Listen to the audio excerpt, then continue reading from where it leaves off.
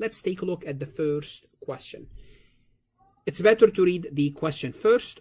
What before tax amount should the company report as a loss on discontinued operation in its 2021 income statement? So we are looking for a loss, so that's easy. They're not confusing us between a loss and a gain. And specifically, they are asking about discontinued operation. So let's see what's happening here. On October 28th, a company committed to plan to sell a division that qualify as a component of an entity according to GAAP regarding discontinued operation. Discontinued operation is an important concept that you need to understand very well on the exam, and was properly classified as held for sale as of December 31st, 2021 at the end of the fiscal year. So it's a division, discontinued operation, and was properly recorded. Okay. The division's loss from operation for 2021 was $2 million. So they're telling us the division loss was $2 million.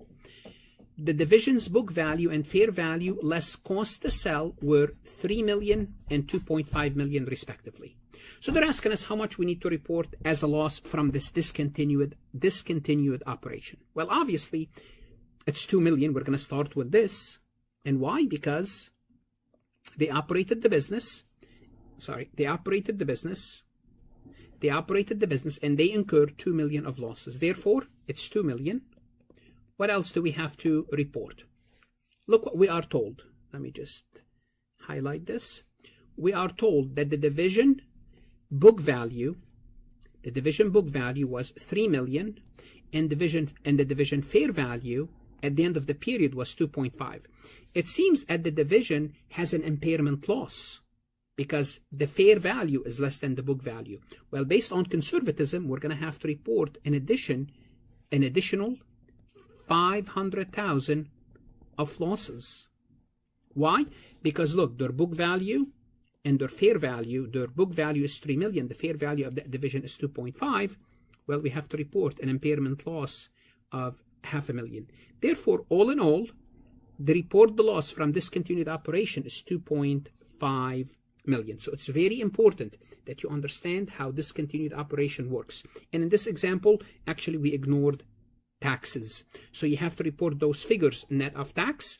And this is where Farhat lectures will help you tremendously understanding what does it mean something reported net of tax, and specifically something as important as the discontinued operation. Want to see more CPA exam multiple choice questions solved step by step? At farhatlectures.com, you will get hundreds of video solved MCQs step by step, including previously released AI CPA questions, previously released AI CPA simulation, in-depth lectures and resources to prepare for the CPA exam, AI tools that's going to help you study smarter, not harder, CPA exam podcast lessons where you can learn on the go. And also you will get the personal guidance of support of Farhat and his team. If you are serious about passing the CPA exam, this is your next step. Visit the website farhatlectures.com, start your free trial, and I hope to see you on the website.